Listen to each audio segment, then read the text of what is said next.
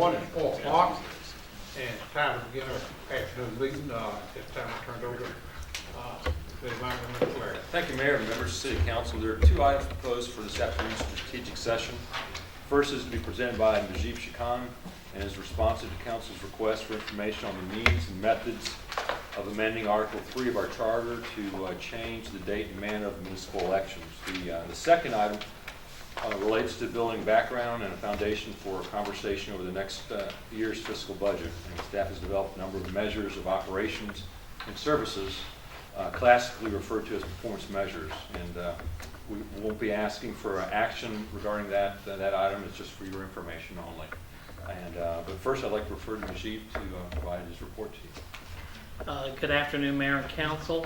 At the November 17 council meeting, Mayor Pro Tem Duncan raised a question about changing the city's method of election so that instead of having an October election and then a November runoff, that the city have its election the same time as the other municipalities in Union County.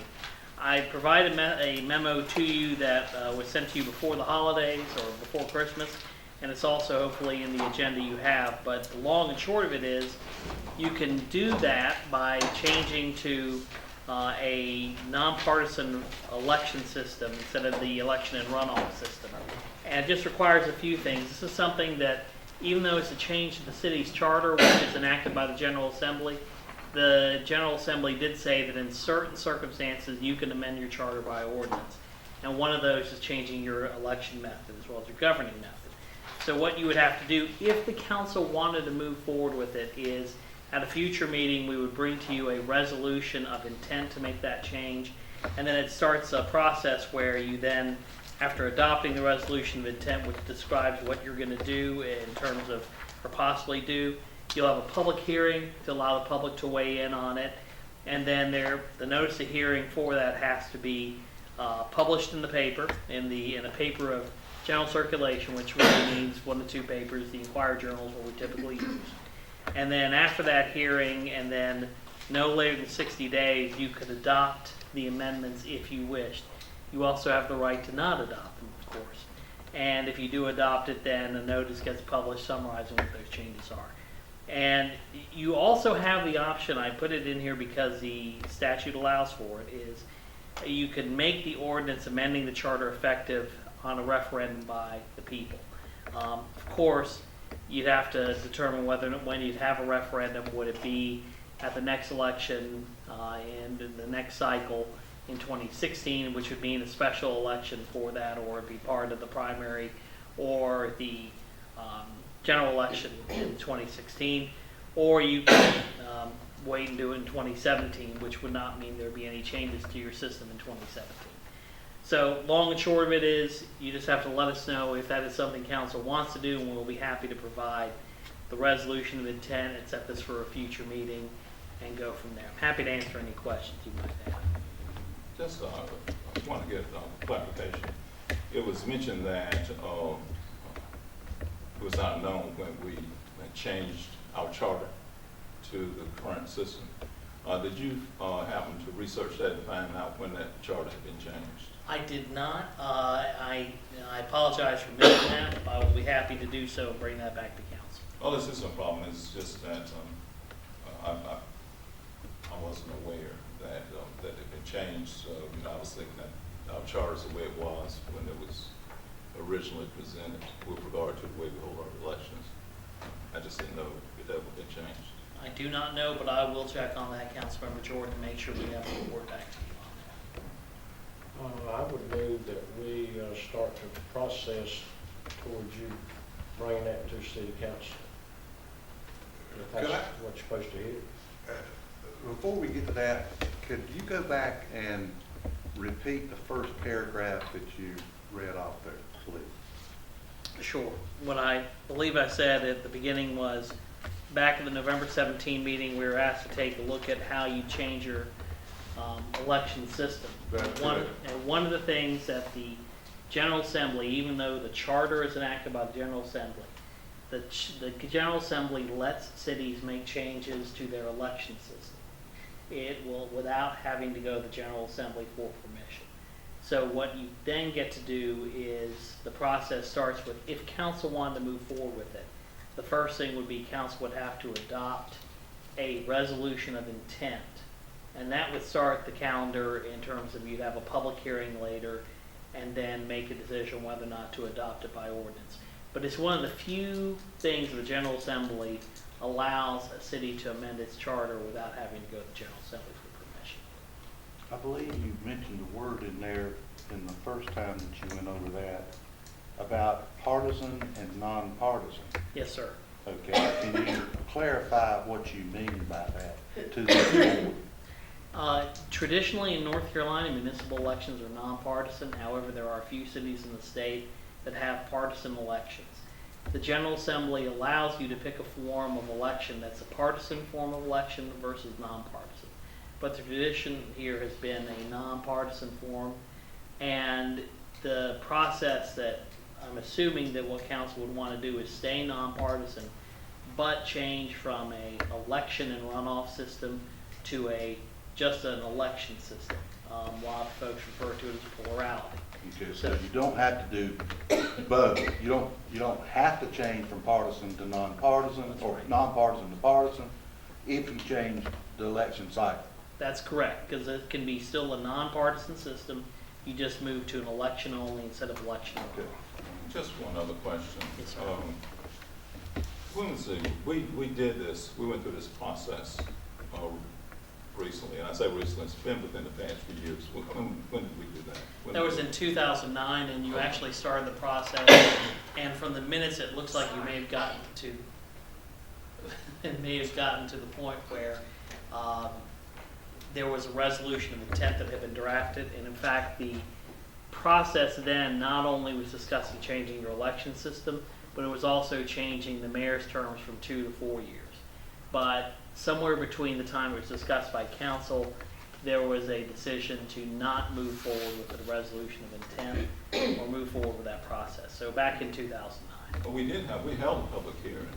You held a public hearing, but then I think you stopped the process after that. I thought there was a vote after that public hearing by the council to not change the system. My recollection, I don't have the minutes in front of me, was there was a decision a vote to reconsider, I believe, but it could have been the same exact thing, which was the council just elected to stop the process. And that was 2009. Yes, sir. Okay. Secondly, or next, then, do you have any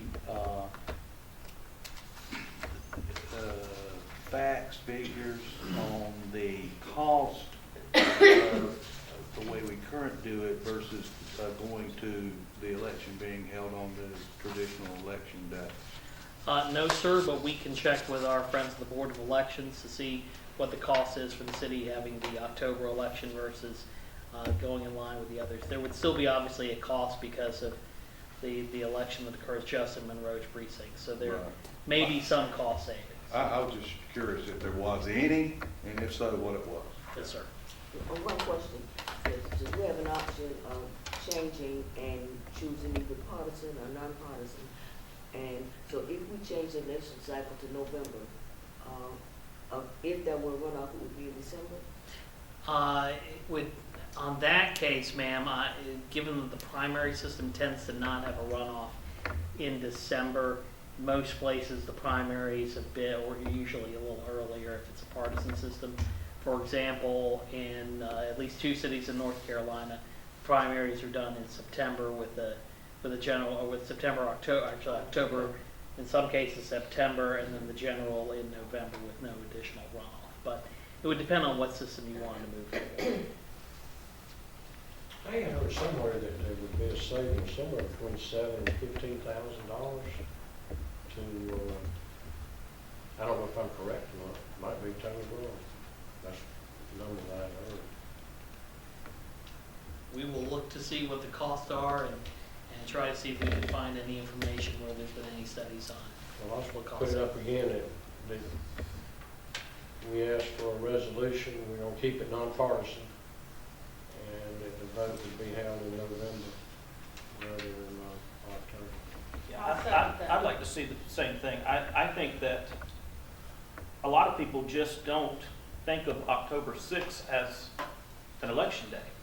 And, you know, the goal here is to get more people out to vote. And so I'd like to see us adopt that public resolution of intent so that Monroe votes when all the surrounding cities vote, and that's in November. A number of people that came out to vote on October 6th told me they almost forgot to come out because they just didn't think about October 6th as being an election day. And then some people after the election said, when do I vote? When do I vote in November? And I said, well, it was in October. I said, oops, I didn't realize it was in October. So I just think I'd like to see our city be consistent with the way the surrounding cities do things. And if I'm correct, are we not the only municipality that has this election in October? In Union County, yes, sir. Yeah. I'm gonna second Mr. Desires' motion. I thought there was one other in Union County. I'm not sure, but I thought there was one other that No. did it in October. Maybe not. Okay. Any other questions, comments? Do you need a vote on that or just Second. I think since you've made the motion and the second vote will be fine. all right, I have a motion and a second. I do have a second, right? Who's the second? Mayor Pro Tem. All right, I have a motion and a second. All in favor? Any opposed? Nay. Okay. One nay, the rest. Yeah.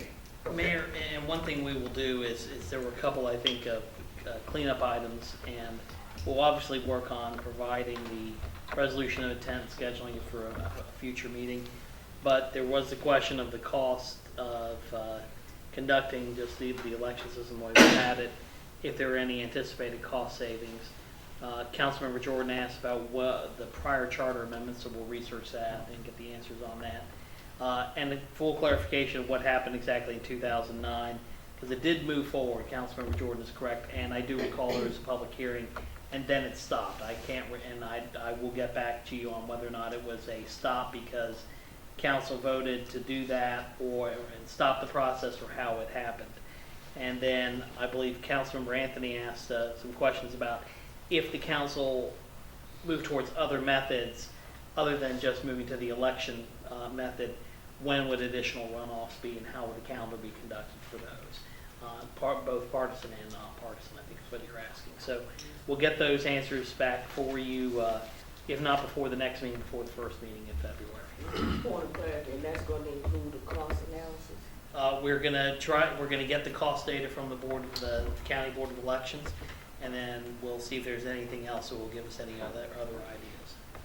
Just one last thing, in 2009, the council voted against that after Louis Fisher spoke at the public hearing. They voted against that. I was there, so I remember.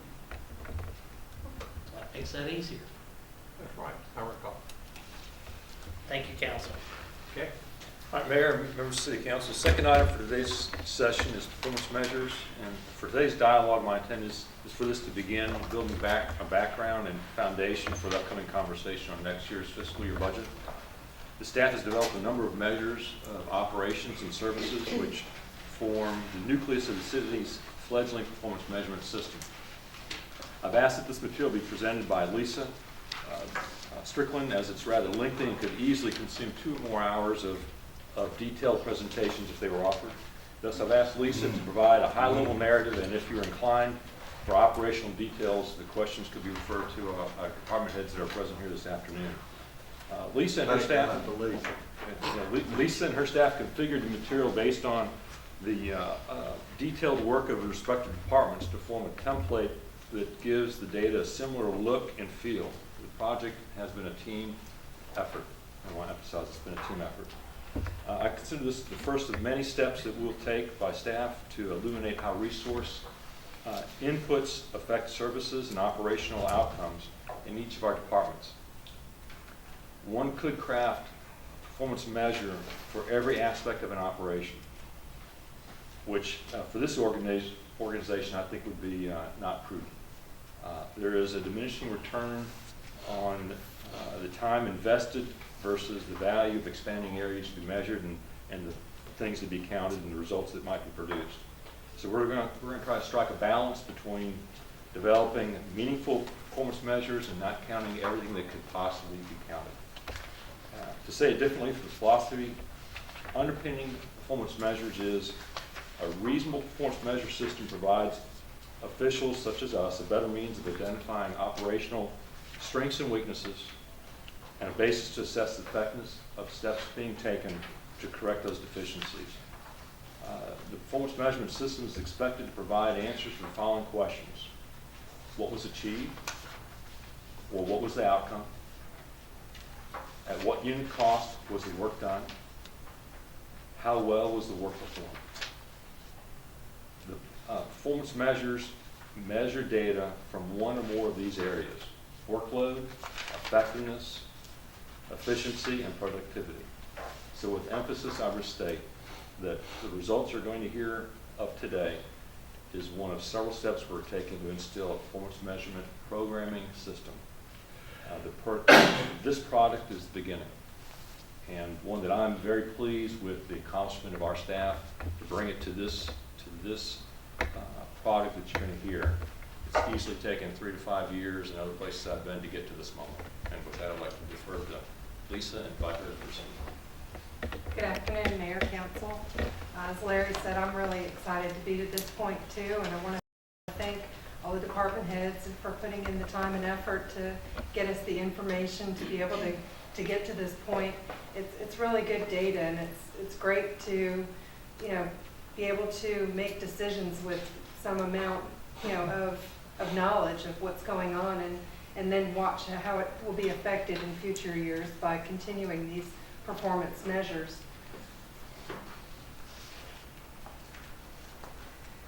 As Larry stated, the performance measures are the regular collection and analysis of data for the purpose of monitoring and evaluating the program performance. He mentioned the measurement types. We are going to use 3 of the 4 that were mentioned by Larry. We're using workload, how much or how many, effectiveness, so we know how well we're doing it, and efficiency, so that we know the cost per unit or the level of service that's provided per employee or per work period. It might be a work day, a work week. We're measuring these programs to establish a baseline to ensure that all of our services that we're providing are efficient and effective. If efficiency and effectiveness are the foundation of sound management, and they impact the overall health and sustainability of our organization. They may be used by you and administration to help make decisions that impact our community and monitor the targets that we may wish to impose. It provides transparency. Not all programs may be performing at the top level, and that's okay. As long as we know that and evaluate why they're not performing at their top level, it allows us to be proactive and provide solutions or strategies to address these weaknesses rather than be reactive to a negative news flash about something we're not doing as well as people think we should be. So to get down to the nitty-gritty, all of the slides are set up in the same format. You'll see the 3 fiscal years in the middle. Most everybody has everything for 2015. Some of the departments were not able to capture data from 2014 and 13. Where we could, we did include that data. You'll see going down the different sections, the inputs are mostly just the cost for each division. The 3 measurement types, the output, effectiveness, and efficiency categories. Not everybody will have something in every category, but they will be listed on the slide. And then on the right-hand side, we've included some graphs to give you a picture of what some of that data looks like. Just over time, it's neat to see different things charted out and see exactly what's going on. I'm going to hit just a few highlights on each slide that I think are the most interesting, or hopefully you'll find them interesting. I know they could get really boring very quickly, but yeah. On the utility billing division, I think it's nice to note the cost per utility bill process is $1.70 per bill. The dollar cost per work order processed is almost $5, $4.93. So every time our field technicians are running out, it's costing us $5. And we've included a chart here of the types of work orders that the field technicians are doing. By far they do, the most type is reads, and then there's various others for non-pay cutoffs, misreads, turn-ons. Our next division is the customer service division. We've listed there the number of payments that are made by assistance agencies. People can go to some of the local assistance agencies and get help paying their bill. And we had over 4,000 payments made by these agencies.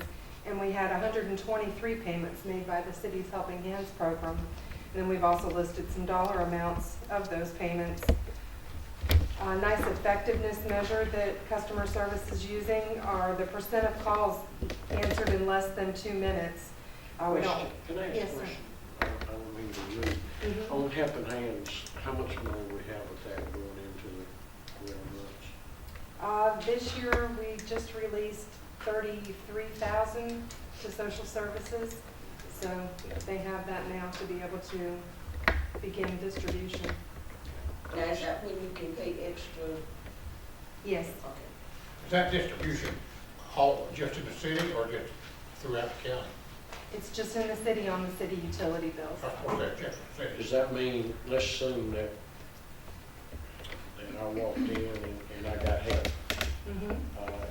Are you allowed one time, or how does that work? When you go to social services, they'll give you help.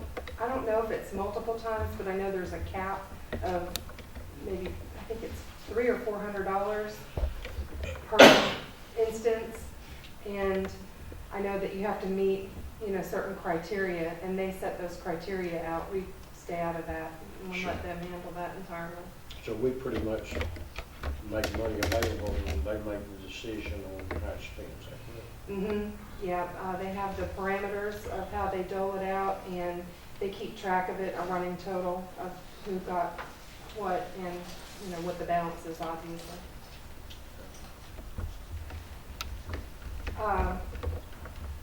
The percent of calls answered in less than 2 minutes. We don't like to leave folks sitting in the queue for longer than 2 minutes when they call in to ask a question about their bill. Industry standards say that we should be able to answer 80% of the calls in under 2 minutes. We're falling just below that. In fiscal year 2015, we were only at 71%. So this is an example of an area that we can focus on, and we can try to come up with a strategy to remedy that area and bring it back up to an industry standard or a goal, which in this case is the 80%. Do we know why we've fallen short in there? Just the volume, sheer volume. Also staffing level, probably vacancies in positions. Probably has Yeah, some. we did have a couple vacancies this past year. That's probably why it went down from 76% to 71%. There's different times where there's people on vacation or out sick. It's all different reasons. On an average, we should be able to get 80%, but if we can't, it's Now, when you're saying calls answered within 2 minutes, does that mean that they speak with someone within 2 minutes, or does the voicemail picking up count as them being answered within 2 minutes?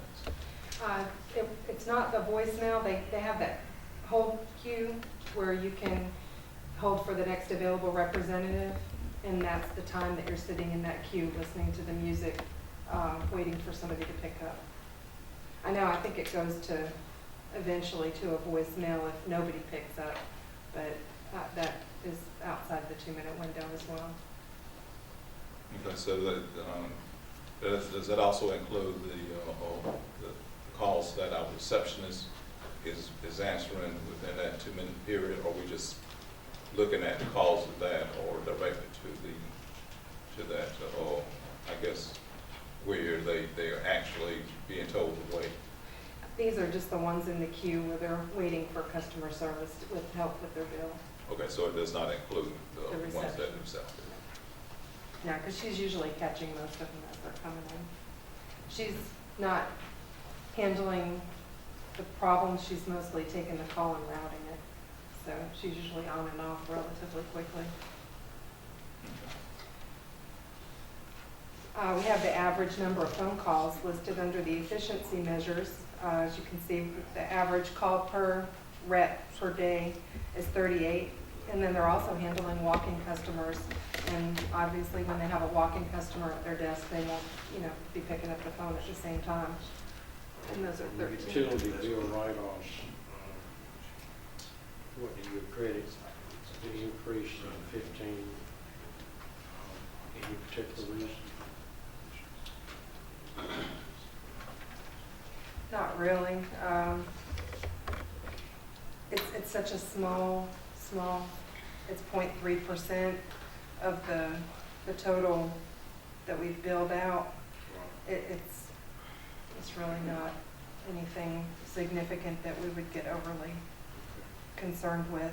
I think as a whole, just people are struggling more and more, and those bills end up being the ones that Do we run out. have some type of a measurement on what is the industry standard on that, like we do the amount of time with phone calls? We do not. No, there is some measurements that the auditors use to make sure that we're not writing off a significant part of our receivable, but at 0.3%, it's relatively low. And that's for all the utilities combined, water, sewer, electric, gas. Sounds phenomenally low to me.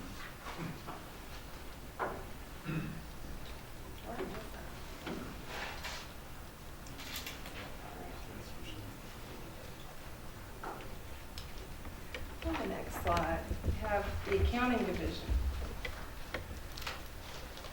One thing I thought that was interesting to note is the dollar amount of vendor payments that the city actually paid out for the entire year, over $106 million. Just astounding, the volume that gets processed. We also list on here under effectiveness our debt service ratios, and we are well within the required ratios per our bond covenants. And we also list the average number of payments per week that we make to our vendors, about 160. What is our rating right Our bond rating, we were just evaluated by, we were upgraded on one of them, it's AA plus, I think on S&P. Can't remember offhand. I know it's up there though.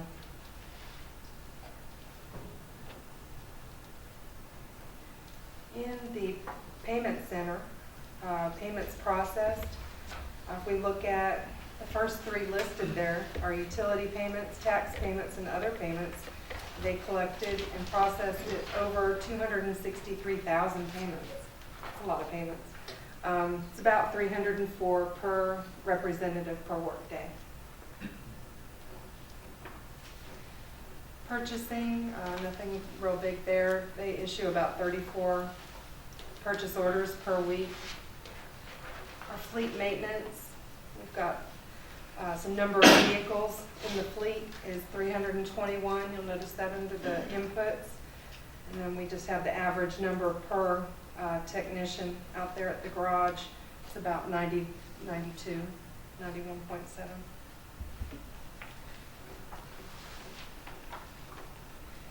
The HR department, we've listed the total number of city employees up in the top in the inputs.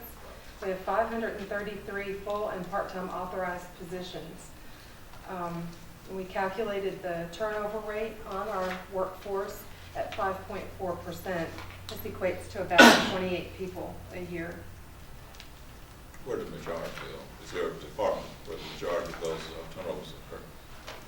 Not particularly. It's citywide. It's across all the departments. Is part of the 5.4% of people that are retiring? Yes, part of it That's is. considered turnover? Yes. I know last year we talked about the number of people that we were losing out of the electrical department. Does that still represent a significant portion of these turnovers that we're having? I'll have to defer to Don. Mr. Jordan, we have lost several more folks in the electric department since we had the budget meetings. I know we had hoped at that time to try to figure out what we could do. Since the electric fund is an enterprise, it would appear to me that we have some flexibility there that we would not have in departments that operate out of the joint to be able to pay wages. If wages are the reason that people are leaving, to be able to pay wages, that would keep good health here. I think we're waiting now for the pay study to be completed. Yes. If we have that slated on one of the upcoming strategic sessions to present the results from that. Self-insurance fund, health and dental. I've also included on the input for the self-insurance funds, the fund balance reserve for each of these. As you can see, we're at a little over 1.7 million for health and dental at the end of 2015 fiscal year. We've also included some stats on the employee clinic visits. We had 587 people go to the clinic last year for an average cost per visit of nearly $144.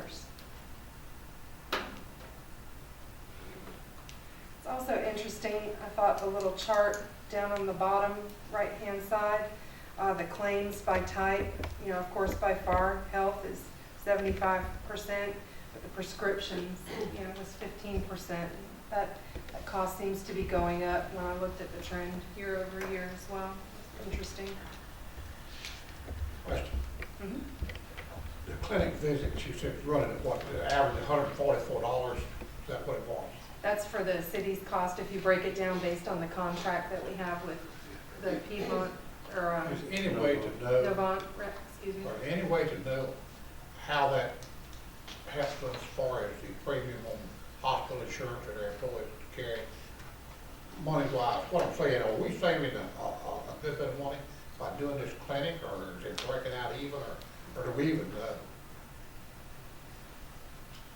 I'm not sure what, just, go ahead, Deborah. Yeah, Mayor, what happens is a lot of times you have some employees, when you look at the different salary levels, that they might not be able to afford the co-payment. So in emergencies, the clinic's open for them. We're probably not saving the top of the line, but at least we're able to help our employees seek help for minor injuries or illnesses, and they can also take their dependents, and we actually somewhat kind of saved the life of one of our employees by the clinic being open, not the employee, but the child itself. So it comes in handy. I just don't think we're probably breaking even, if anything, but we're saving some in the long run. Well, I'm thinking so. I think it's a good thing. I'm not saying that, no, I just wondered how it broke down, but that's fine, yes, okay. The next self-insurance fund is our workers' compensation fund. Again, the fund balance reserve, we're at nearly $600,000 in that fund. Last year we had 32 workers' comp cases and paid out just over $350,000 in claims. And property and liability. Fund balance reserve, again, $565,000. And last year we had 24 claims at a price tag of just over $165,000.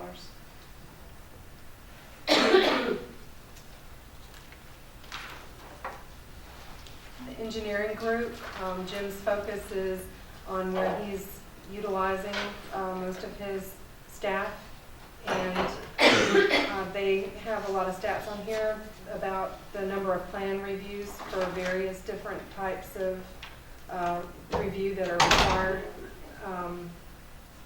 And they break those down into efficiency measures of the man hours per type of plan review.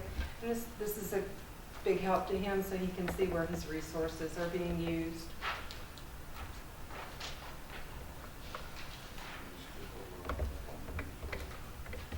street division. We've included as an input the street miles. We have 170 miles of streets throughout the city. We've resurfaced 2.24 in FY15, and we did have the history there, 2.4 in 13, 1.99 in FY14, and then 2.24 in FY15. All of those are below the target. If you look at the top right-hand corner graph, that black line going across is actually the target that we'd like to hit for resurfacing. We're falling short, and we also give some different stats there. The percent of the priority streets that were resurfaced recommended by the cycle was 77%. The percent of the local streets, we're only hitting 15%, and then the percent that we were doing in-house was 34%.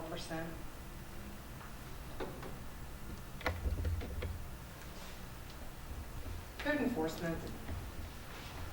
It was interesting to see the number of inspections and cases. Had almost 1,700 inspections, 1,100 total cases.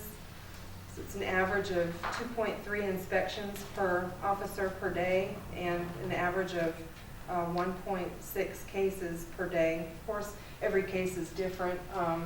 Some of them take longer than others. It's just an average, but we have a pie chart there that show the types of cases that they work on. A lot of parking in unimproved areas, public health nuisances, and then minimum housing is a small piece of what they do. What's the dreaded other? Lots of different things. There's quite a few things in that category. 30%. Yeah, Mary Lou, do you remember what else was in that category? Lisa? It's just tough. Yes, solve the question. You're right. That girl. Do we know what part of town, what part of the city that most of these focus on or anything? No, we have no way to collect that. Yeah, there's a lot of things that we wish we had the ability to capture, and at this time, I don't think we're able to capture that.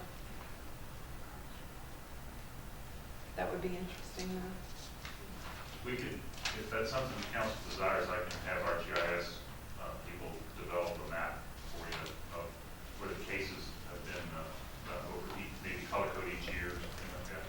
Because we can pull the data from our HP system.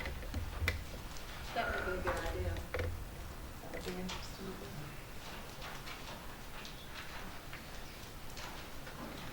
Building inspections. This one was very handy. We needed to evaluate if we were within one of the new state laws is that you can't earn more building permit revenue than what it costs you to operate your building permit department. So in other words, you can't subsidize your general fund with your revenue. So we took a look at this slide and we said, oh, well, let's add the fee revenue to this slide, and we can show our cost recovery, which is 83%, and show that we're in compliance with that new law. And then we also have listed the types of inspections that they do. The pie chart on the right to show building, electrical. It's pretty evenly spaced out.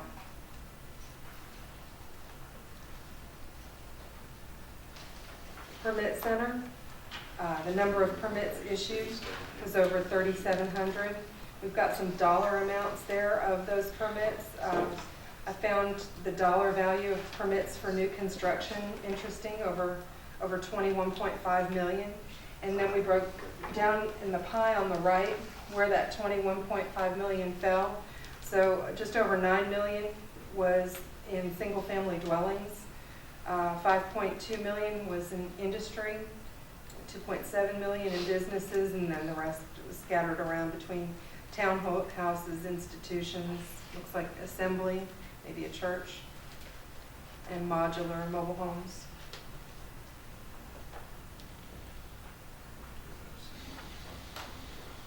Police department.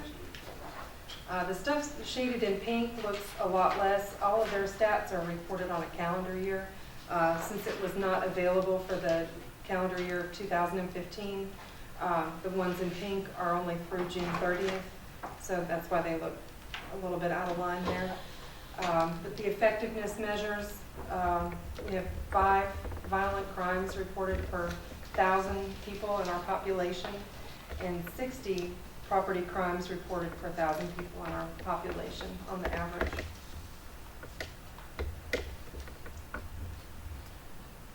Fire department, they have used effectiveness measures to report various response times. They have different times, different goals of different times for different types of calls, structural as opposed to medical, suburban as opposed to rural. And as you scan through those, they're meeting their goals in every category.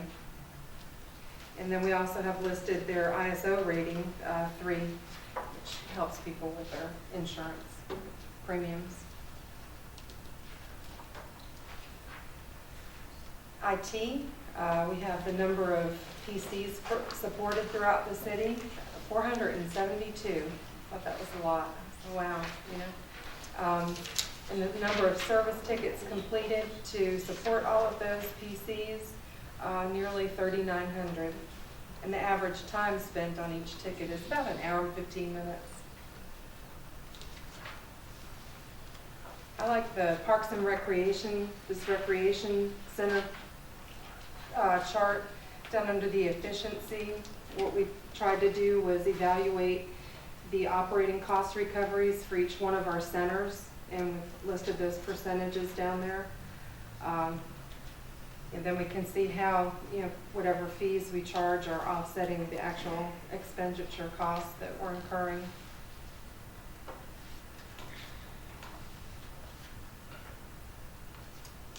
Park maintenance. The thing that struck me as interesting on this slide is the efficiency measures. The actual cost per acre of mowing a park is $12, while mowing the right-of-way is over $28, and mowing Highway 74 is $72. It's interesting to see those differences.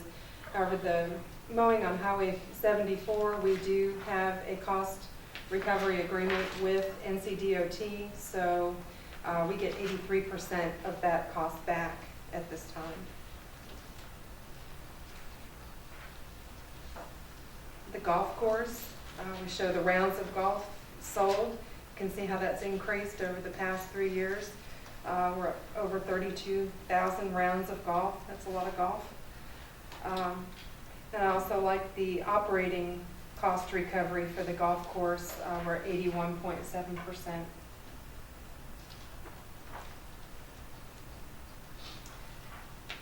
The Monroe Country Club, the ballroom rentals. I like the operating cost recovery on this one as well. We're at 72.8%. In 2015, though, we were able to capture the actual discount amounts that we granted on different rentals. And if we did not discount them, we would have made over 100% operating cost recovery. So that was interesting.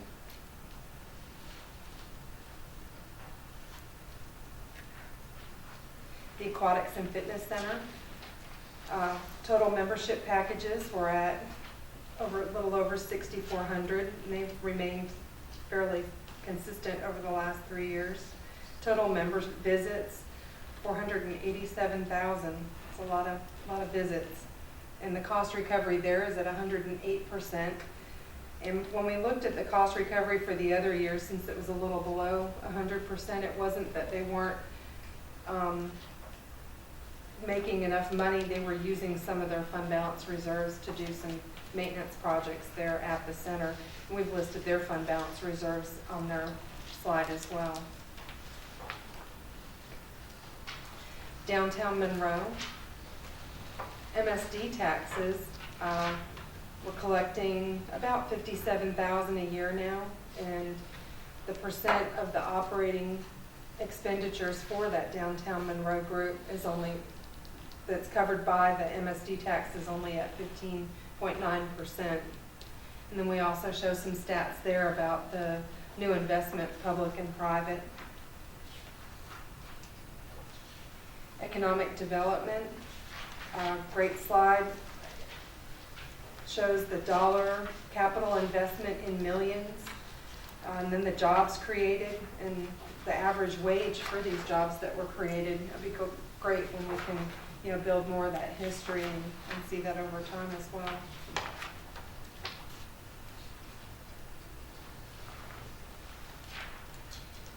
Let's see.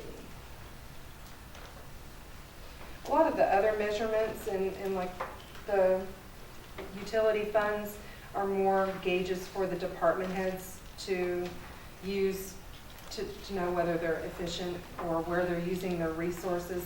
I'm just going to hit a couple of highlights. I think one real great one is energy services and their number of outages. It's on page 34. They had 140 outages in 2015 with 3,500 customers affected. I thought it was interesting to see the electrical outages by cause in the little graph on the right-hand side. 41% due to failures, 29% due to wildlife. Wow, squirrels. Weather, 5%, and accidents, 7%. On the next page, the airport operations, I like the percent of operating cost recovery, 85.5%. That doesn't include the debt service. On the next page, natural gas. As you know, they're still expanding the natural gas system. They installed 197 new connections in FY15. And then they've also got some great stats and goals on there for emergency response to leaks and different situations, and how fast they can make a situation safe. Hey, Don, when natural gas is at the lower level, does that help you on profit, or does it make a difference? We pass on the cost of gas, so our profits are still based on the amount of gas we can sell. So cold weather helps that. And the last slide is solid waste. I like the number of customer complaints that were handled, just almost 3,600, but the most frequent complaint was cart repair, people calling in to get their cart repaired, and their cost recovery for solid waste was also at 104%, which is great. That's perfect. But we plan to use these during the budget process to aid in making decisions. Of course, we can't measure everything, but we're going to keep working to add more and more items. And if there are different things that are of interest that you think would be useful, let me know. And we'll do what we can, work with IT or with the using department to see if we can make it happen. Any other questions? When will we see the real numbers for the police department? Brian, do you know when the 2015 stats will come out for? End of the year. We've got to run on a calendar year, so we're halfway through. Obviously, this year we'll see all of our numbers at the end of the year. And so December 30th just ended, so it'll probably take 4 more weeks to get all the numbers in from the state. Because that'll help a lot, and put a lot things a lot more into perspective than just than just the numbers of June 30th. So. Yeah, and once we get those numbers, we can redistribute that page. Thank you, appreciate it. Mayor, members of City Council, I want to express extreme gratitude to Lisa and staff. I hope you found the material informative and as interesting as we did. I expect to see some refinement in performance measures and improve their alignment with So the critical decisions for resourcing allocations that we make at the staff level, and then ultimately we ask the board to determine and prioritize.